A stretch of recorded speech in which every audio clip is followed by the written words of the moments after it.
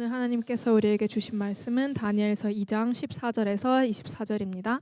다니엘서 2장 14절에서 24절 합독하겠습니다.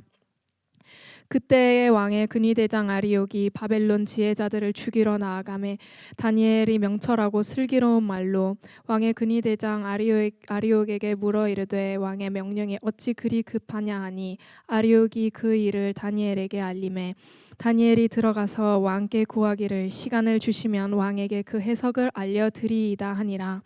이에 다니엘이 자기 집으로 돌아가서 그 친구 하나냐와 미사엘과 아사랴에게 그 일을 알리고 하늘에 계신 하나님이 이 은밀한 일에 대하여 불쌍히 여기사 다니엘과 친구들이 바벨론의 다른 지혜자들과 함께 죽임을 당하지 않게 하시기를 그들로 하여금 구하게 하니라. 이에 이 은밀한 것이 밤의 환상으로 다니엘에게 나타나 보임에 다니엘이 하늘에 계신 하나님을 찬송하니라. 다니엘이 말하여 이르되 영원부터 영원까지 하나님의 이름을 찬송할 것은 지혜와 능력이 그에게 있음이로다.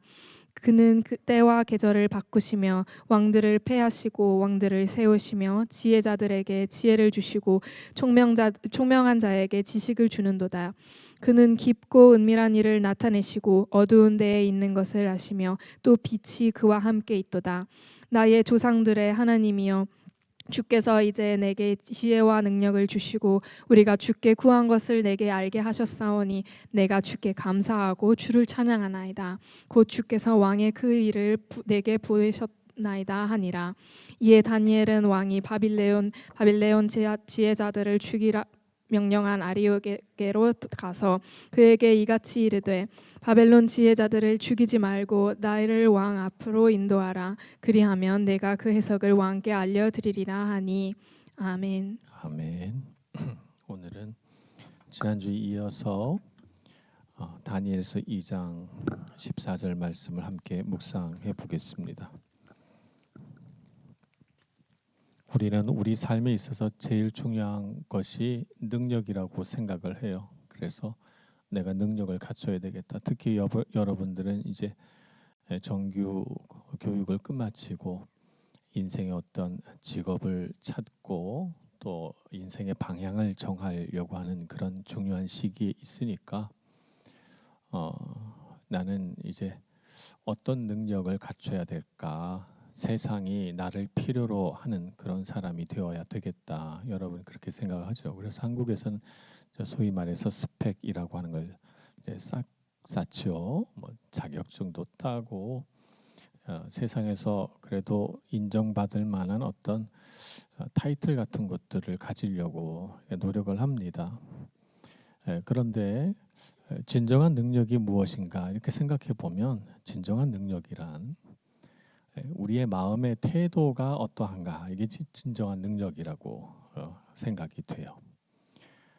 다니엘을 살펴보면 다니엘은 자기가 놓여진 상황 속에서 참 놀라운 태도를 보여줍니다. 그가 붙잡혀온 곳은 바벨론이에요. 바벨론은 이스라엘 남유다에서 사람들을 포로로 사로잡아 가지고 올 때 그냥 오지 않았어요. 예루살렘을 파괴하고 그들이 농사짓던 삶의 터전들을 다 쑥밭으로 만들어 버리고 사람들을 죽이고 그리고 부모 형제를 다 떨어뜨려 놓고 이거 성인이 되지도 않은 아이들을 잡아온 거잖아요. 물론 잡아와서 바빌론 교육을 시키고 잘 먹여주고 하긴 했지만 이 어린 소년들의 마음에는 씻을 수 없는 상처와 아픔들이 남았단 말이에요. 그러니까 바벨론은 남유다 사람인 다니엘의 눈으로 보면 정말 나쁜 나라예요. 우리나라를 짓밟았던 일본을 향해서 저는 그 시대를 살지 않았던 사람이지만 일본 그러면 좀 어떤 마음이 들어요? 좋은 마음은 들지 않거든요. 다니엘도 그랬을 거예요. 그런데 다니엘에게 발견되는 놀라운 태도 중에 하나는 바벨론을 향해서 분노한다거나 그 바벨론 사람들을 미워한다거나 그렇게 하지는 않습니다. 그는 오히려 그 땅에서 하나님이 어떤 뜻을 가지고 나를 이 땅으로 부르셨을까 하나님의 뜻을 구하고 그 땅에서 어떤 삶을 살아가야 하나님의 백성으로서의 정체성을 잃어버리지 않을 수 있을까를 생각을 합니다. 이게 정말 중요한 마음의 태도죠.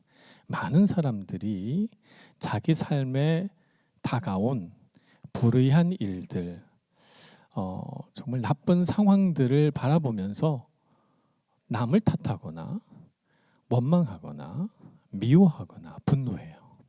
우리 삶이라고 하는 것이 항상 모든 것이 다 질서 있고 올바르고 정의롭고 한 건 아니잖아요. 누군가는 속이고 누군가는 빼앗고 그런 일들이 바벨론 시대가 아니라 오늘 우리 시대에도 일어나요. 근데 그 앞에서 미워하고 분노하고 불평하고 남들을 탓하고 원망한다면 우리는 우리가 서 있는 곳에서 단 한 발자국도 나아갈 수 없을 거예요. 다니엘은 그런 점에서 참 훌륭한 마음의 태도를 가졌다. 자기를 둘러싼 상황, 그 상황에 절망하거나 미워하거나 분노하지 않았습니다. 분명히 하나님의 뜻이 있을 거라고 생각하고 그 자리에서 내가 어떻게 해야 하나님의 백성답게 살 수 있을까를 그는 끊임없이 구하고 기도하고 했던 것입니다. 이런 다니엘의 태도는 놀랍게도 요셉의 태도와 많이 닮아 있습니다. 요셉은 형들이 시기하고 미워해서 요셉을, 이 평범한 소년을 애굽의 노예로 팔아버려요. 지금은 애굽에서 이스라엘까지 그저 비행기를 타거나 혹은 버스를 타거나 왕래할 수 있겠지만 당시에는 가면 다시는 못 오는 곳입니다. 일생에 한 번 갈까 말까한 나라예요. 애굽으로 가는 대상에게 노예로 팔아버렸다는 건 다시는 보지 말자는 거거든요. 그런데 평민으로도 아니고 노예로 팔아버렸으니까 삶의 사회 계층 구조상 가장 밑바닥의 삶으로 던져버린 거예요. 얼마나 화가 났겠어요. 얼마나 눈물이 났겠어요. 형들이 미웠겠죠. 그런데 창세기 39장을 살펴보면 그 형들에 대하여 미워하거나 분노하거나 자기 아픔을 곱씹으면서 아파하고 눈물 흘리는 요셉의 모습은 잘 보이지 않습니다. 창세기 39장 2절 3절 말씀을 볼까요? 여호와께서 요셉과 함께 하심으로 그가 형통한 자가 되어 그의 주인 애굽 사람이 집에 있으니 그의 주인이 여호와께서 그와 함께 하심을 보며 또 여호와께서 그의 범사에 형통하게 하심을 보았더라. 노예가 형통하면 얼마나 형통하겠어요, 그죠? 예, 왕이 형통했다 그러면 와, 왕이 잘 다스려서 나라가 부강해졌나 보다 이렇게 생각하겠지만 노예가 형통해봐야 얼마나 형통하겠어요, 그죠? 도망도 못 가고 그저 가난한 곳에서 주인이 주는 음식 먹고 살아야 되고 수고했다고 월급을 받습니까? 잘했다고 칭찬을 받습니까? 노예는 아무리 잘해도 칭찬이 없거든요. 그런데 형통했대요. 그 형통이라는 말에 담긴 뜻은 요셉의 마음이 미움이나 분노나 상처에 사로잡히지 않고 그가 하나님 뜻 안에서 균형 잡힌 마음의 태도를 가졌다는 거예요. 그런 태도를 가졌기 때문에 그가 놓여진 삶의 역경, 그를 둘러싼 부조리한 세상, 그를 이런 삶의 구렁텅이로 빠뜨린 불의한 사람들 속에서 그가 하나님의 뜻을 이루는 사람이 되었다는 거예요. 하나님의 뜻을 이루는 그런 멋진 마음의 태도를 가졌다는 것인데 그것이 요셉의 능력입니다. 요셉이 무슨 스펙을 갖췄습니까? 요셉이 무슨 뛰어나고 출중한 외모를 가졌습니까? 그렇지 않습니다. 요셉에게 있어서 가장 두드러지고 훌륭한 점은 그의 마음의 태도가 바르게 세워져 있었다는 것이죠. 그것이 그가 이 세상을 사는 최고의 경쟁력이고 그것이 그의 능력입니다. 말하자면 이 세상에서 말하는 스펙보다 더 큰 능력은 뭐냐 하면 우리 마음의 태도를 바르게 세우는 것이 최고의 능력이다. 그것은 우리의 위기를 극복해내는 힘이 되고 세상에서 인정받게 되는, 다른 사람들이 눈여겨보게 되는 빛이 나는 능력이다. 이렇게 말할 수가 있는 것입니다. 여러분, 우리가 이 대리 땅에서 살다 보면 많은 억울한 일들을 겪습니다. 어느 한 통해서 내가 능력이 부족해서 겪는 어려움뿐만 아니라 이 땅이 가지고 있는 그 부조리함이나 불의함은 우리 한국과 별반 다르지 않아서 이 땅에서도 우리가 차별받고 억울한 일 당할 수 있어요. 야, 이 나라 정말 나쁘네 라고 생각할 게 아니라 내가 이러한 세상 속에서 어떻게 하나님의 자녀로서의 정체성을 유지하고 살 것인가 라고 하는 점에 초점을 맞추고 살아야 여러분이 이 세상을 이겨낼 수 있습니다. 이 땅에서 여러분이 잘 될 수 있는 것이죠. 다니엘은 그런 태도를 가진 점에서 매우 훌륭했다고 할 것입니다. 자, 그런데 다니엘에게 닥쳐진 위기, 이 위기는 그가 어떻게 해볼 수 있는 위기가 아닙니다. 느부갓네살 왕이 자기 꿈을 알려줄 이도 해석할 능력을 가진 이도 없다고 판단했기 때문에 그 땅의 모든 지혜자들을 다 죽이라고 했어요. 전지군주만이 할 수 있는 무지막지한 명령이죠. 이 잔혹한 명령 속에서 다니엘은 믿음으로 승부를 겁니다. 가만히 앉아서 다가오는 죽음을 받아들이느니 차라리 목숨을 걸고 왕 앞에 나아가 내가 꿈을 해석하겠다고 말하리라 이렇게 결정한 거죠. 다니엘서를 살펴보면 그가 총명하다고는 돼 있으나 꿈을 꾸거나 꿈을 해석하는 능력이 있었다고 되어 있지는 않아요. 그러니까 다니엘이 그런 점에서 무슨 은사가 있었고 그런 건 아닙니다. 이 상황 속에서 그가 하나님의 그 능력을 의지해서 내가 왕 앞에 나아가 얘기해 보겠다. 하나님께서 나에게 알려주시리라. 내가 하나님 앞에 믿음으로 구하면 주님께서 주시리라. 자기의 생명을 걸고 왕 앞에 나아간 거예요. 믿음으로 자기 인생의 승부를 건 것이죠. 불확실합니다. 모든 것이 불확실하고 어떻게 될지 알 수 없어요. 확실한 것 하나는 있습니다. 그것은 하나님이 나와 함께 계시고 분명히 하나님이 나를 긍휼히 여기시고 도우실 것이라는 믿음, 확신만 분명하죠. 그래서 다니엘은 망설임 없이 왕 앞에 나아가 시간을 주시면 왕에게 그 해석을, 그 꿈을 알려드리겠습니다 하고 말하고 나옵니다.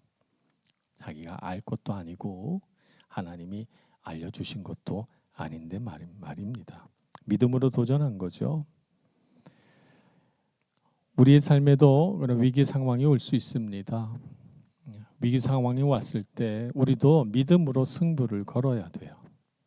확실한 것만 붙들고 가려고 그러면 이 세상에 누가 어떤 상황이 우리에게 확실한 걸 알려줘서 여기로 가라 저기로 가라 해주겠습니까? 이걸 해라 저걸 해라 해줄 수 있는 사람이 누가 있겠습니까? 누가 우리의 미래를 알며 누가 우리를 하나님보다 더 잘 알며 누가 우리 인생을 설계해서 내가 가야 할 가장 좋은 길로 우리를 인도해 주시겠습니까? 믿음으로 승부를 거는 수밖에 없어요. 우리의 인생은 내가 쌓은 믿음만큼 되는 겁니다. 그러니 여러분 청년의 때부터 믿음으로 잘 훈련받으시는 여러분들 되시길 바랍니다. 여러분의 삶에 다니엘처럼 믿음의 승부를 걸어야 할 때가 올 수 있습니다. 정말 내가 이거 아니면 정말 아무것도 할 수 없다라고 하는 그런 인생의 승부를 걸어야 하는 그때 여러분은 다니엘처럼 믿음으로 하나님 앞에 한 발짝 더 가까이 나아갈 수 있기를 축복합니다. 다니엘은 그런 점에서 인생의 위기 속에서 누구를 의지해야 우리의 인생이 복될 수 있는지를 잘 아는 사람이었죠. 그래서 가만히 있어도 죽으니까 다니엘은 왕에게 말하고 나와서 하나님께 구합니다. 하나님께 구할 때 그가 한 놀라운 방법은 자신의 세 친구에게 함께 기도하자고 한 것이죠. 함께 기도하자고 해서 이 세 친구에게 하나님께 구하여 느부갓네살 왕의 꿈이 어떤 꿈인지 또 그 꿈의 뜻이 무엇인지 하나님께 같이 간구하자고 합니다. 그래서 이 다니엘과 세 친구들 함께 기도하죠. 놀랍게도 그날 밤 그들이 잠을 잘 때 다니엘에게 하나님께서 나타나셔서 느부갓네살 왕의 꿈을 알려주시고 그 꿈이 어떤 의미인지도 알려주십니다. 그래서 다니엘이 일어나서 그 다음 날 하나님을 향하여 찬송한 찬송 기도가 20절 이하에 나와 있죠. 하나님의 이름을 찬송할 것은 지혜와 능력이 그에게 있음이로다. 그러면서 하나님은 이 세상 모든 만물들 다스리시는 하나님이시고 모르는 것이 하나도 없으시며 하나님은 그 지혜와 능력을 그를 믿고 의지하는 자에게 나누어 주시는 분이시다. 이렇게 고백을 합니다. 그래서 다니엘이 하나님 앞에 기도하면서 깨닫게 된 것은 뭐냐면 하나님은 참 능력이 많으신 분이시고 그 모든 능력을 다 사용하셔서 이 세상 만물을 다스리시는데 하나님을 믿고 의지하는 사람에게 그분이 갖고 계신 능력과 지혜를 나누어 주시는 분이시라는 거예요. 그래서 그 하나님께서 가르쳐 주시는 것을 깨닫고 배우니까 그가 정말 말할 수 없이 지혜로워진 거예요. 시대를 꿰뚫어 보게 되고 나라의 운명을 살펴볼 수 있는 그런 지혜로운 사람이 된 것이죠. 이제 꿈을 해석하면 곧 알게 되겠지만 말입니다. 아직 성경에는 꿈이 안 나왔으니까 아직은 알 수 없지만 다니엘은 벌써 그 꿈을 다 아니까 다 이해가 되고 놀라운 것이죠. 하나님은 이렇게 나라와 민족과 세상을 다스리시는 분이시구나 하는 것을 알게 됩니다. 자, 이렇게 다니엘이 하나님으로부터 응답받을 수 있게 되었던 힘은 어디에 있어요? 기도에 있습니다. 그에게 기도의 동력자가 있었기 때문이죠. 기도의 동력자는 참 중요합니다. 소돔과 고모라가 멸망할 때 아브라함이 자기 조카 롯이 소돔과 고모라에 있으니까 자기 조카 롯을 생각하고 그 소돔과 고모라가 멸망되지 않게 하나님 앞에 기도합니다. 그래서 하나님 앞에 50명부터 딜을 해요. 50명만 있으면 그 땅에 의인이 50명만 있으면 멸망시키지 않으시겠습니까? 그래서 5명씩 차감해 가면서 계속 딜을 해서 결국 하나님으로부터 10명만 있으면 소돔과 고모라를 멸망시키지 않겠다라고 하는 약속을 받아내죠. 근데 소돔과 고모라는 멸망했어요. 10명이 없어서 멸망한 거예요. 10명이 없어서. 오늘 이 땅에는 기도하는 사람들이 있어야 됩니다. 기도하는 사람이 10명만 있으면 멸망을 향해 치닫는 성도, 그런 도시도 구해낼 수 있습니다. 우리가 다 기도하는 사람이면 더 좋겠죠. 그래서 우리 밀라노 하나님께 믿음의 청년부는 이런 기도의 동력자들이 많은 청년부가 됐으면 좋겠습니다. 어쩌다 한 사람, 기도하는 사람 나오는 것이 아니라 우리가 다 기도의 동력자가 돼서 내게 무슨 일이 있으면, 내 삶에 어떤 도전이 있으면 함께 기도하자고 마음 놓고 기도를 요청할 수 있는 믿음의 동력자들. 그래서 함께 기도해주고 나를 위해 진심으로 눈물 흘리며 기도해 줄 수 있는 그런 기도의 사람들이 있다면 우리 인생은 얼마나 든든하고 복될 것입니까? 여러분의 친구가, 여러분의 부모가, 또 여러분의 삶의 어떤 그런 믿음의 길에서 만나게 된 여러분의 믿음의 그런 동력자들이 함께 기도할 수 있는 그런 사람이 되면 좋겠습니다. 그래서 한국에서, 이태리에서, 우리 교회에서, 가족들 중에서 여러분과 함께 믿음으로 기도해 갈 때 우리의 삶은 든든한 믿음의 기반 위에 세워지게 되는 것입니다. 그래서 여러분 함께 기도하시길 바랍니다. 여러분, 우리가 기도 제목을 나눌 때 그냥 삶의 고민거리 나누자는 것이 아닙니다. 기도 제목을 나누고 그 기도 제목을 적는 까닭은 함께 기도하자는 것입니다. 그러니까 누군가의 기도가 눈에 들어오고 그 사람을 위해서 기도하고 싶은 마음이 들거든 하나님이 기도하라고 시킨 줄 알고 그 사람을 위해 기도하고, 기도한 다음에 물어봐야 돼요. 어떻게 되느냐고 물어보고 그 사람이 내가 기도한 대로 하나님의 은혜와 능력을 힘입고 살아가는지 확인하고, 그래서 여러분 기도의 사람으로 자꾸 자라가기를 소원합니다.